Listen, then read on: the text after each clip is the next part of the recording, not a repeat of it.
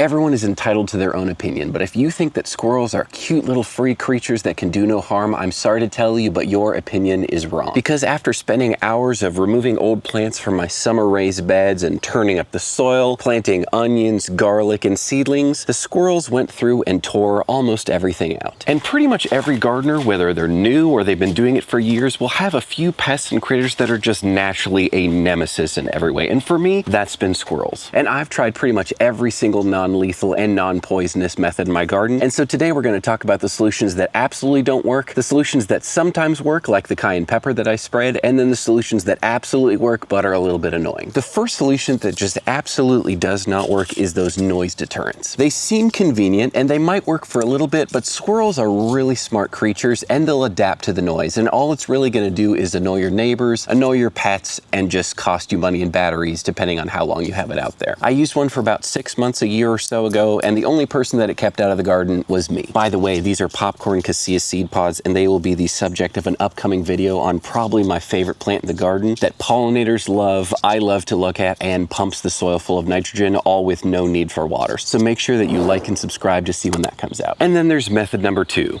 Cayenne pepper. Like most other mammals, squirrels are pretty annoyed by cayenne pepper, but unfortunately it can wear off. My error in this round was applying a full bottle of cayenne pepper to my first raised bed and then splitting one between this bed and then the bed behind me, which I just don't think was enough to scare it away. The third method of prevention is much more annoying and just a little more unsightly in the garden, so I'm going to be first trying out my method one more time by resituating the soil, making sure all the onion sets, garlic cloves, and seedlings are good and situated, and then applying a whole ton more cayenne pepper before reverting to the method that I know absolutely works, just is a little more unsightly. I do have to water in the mulch, not only for the benefit of the bulbs and stuff that I've actually got growing in the soil, but for the sake of the straw mulch, which will blow away if you don't water it down initially and kind of get it to adhere to the soil. So that's what we're doing right now, and then it'll be time to party. And there's a little proof of the crime, or the criminal, should I say.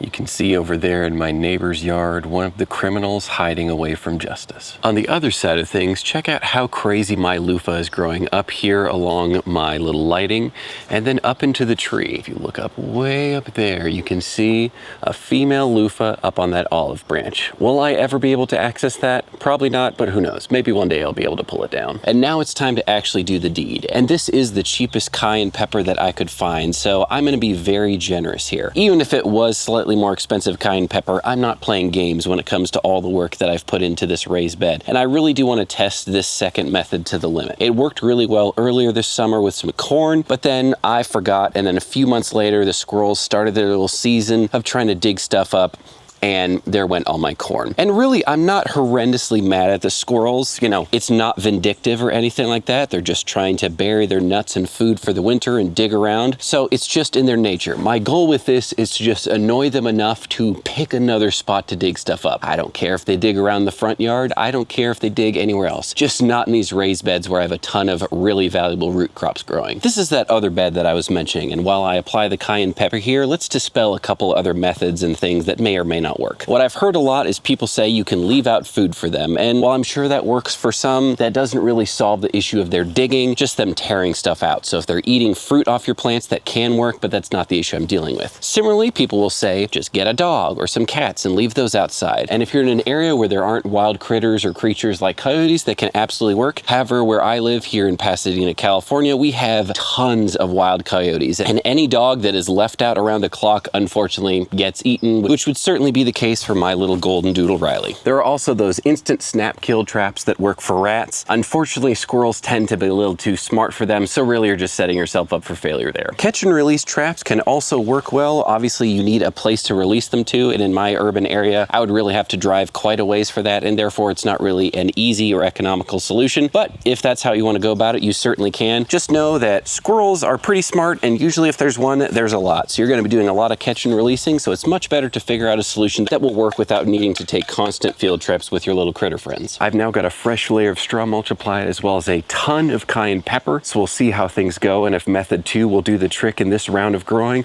or if we need to revert to number 3. Either way, I'll show what it is, but let's check back in a few days. Hello, little lizard friend. So it's now been a week since I first laid down a layer of cayenne pepper, and I've been fixing small holes that the squirrels have been making, adding more cayenne pepper, so let me show you how they're looking. Little holes like this aren't really a big deal. The mulch is pretty thick, so they're not churning up any seeds, messing with any garlic or onions, so it's not really a huge issue. Straw occasionally does lead to a little germination like this. Again, I just pop off the top, no big issue. Same story here, just pop it off. Here you can see there's been a little bit of rough digging around, nothing particularly damaging. I did sow some lupine seeds in here. Whether or not they will germinate is a mystery to me and a mystery to us all. I'm not really ready to put on my third and final solution yet, so I'm gonna test out one more thing and show you how it goes. But also look at all those nice new female loofahs right there. Spoiler alert, the third and final solution that I know works perfectly is chicken wire. But first we're gonna go get some blood meal from the store, which mimics the scent of the predators of squirrels so they don't mess around with that area because they don't want to get eaten. Speaking of things that are going to get eaten, the first of my peas are just now starting to show up, which is awesome. The first round that's all popping up right here is the purple snap peas from Plant Good Seed, as well as the Beauregard snap peas from row 7, which are a lovely purple variety inside and outside. Over here in my earth boxes, we've also got some lovely germination with my garlic and onions. I love growing garlic and onions in these things. It's probably the easiest and most compact way to get a lot of alliums out of a small space. This is Chinese pink garlic.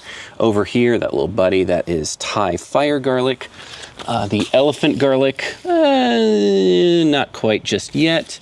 And then over here, this is in shelling red garlic, nothing just yet. More on these later. Let's go get that blood meal. Two things. Number one, I always try and support my local hydro store. Shout out to Better Grow Hydro, wonderful small family business. But they are closed right now, so I'm heading to a big box store. And number two, blood meal is also a great fertilizer. It's almost all nitrogen, so if you're suffering from a nitrogen deficiency in your soil, it can have the added benefit of not only keeping squirrels and pests away, but also feeding that need in the soil. That's not really what I'm getting it for, and since I'm going to be sprinkling it on top of mulch, it'll have some nutritional benefit, but not as much as if I was using it actually in the soil. And we're here, resisting temptation, and there we go.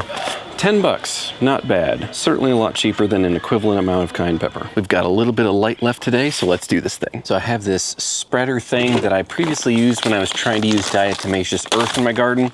Not really a fan anymore. Obviously it works for some things, but it will work great for this, where I can spread it a little more evenly than if I used a trowel or a garden scoop. So I'm gonna fill it up about halfway. I'm gonna see how much mileage I can get out of this, and then we're gonna spread that stuff. Let's put the top on. Still a little bit white from the diatomaceous earth. Not the end of the world. Who knows, that might help irritate them more. All right, we're in business. Let's open it up. These are the smallest holes.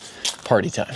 All right, we're raining blood meal. That sounds so much more hardcore than I think it actually is.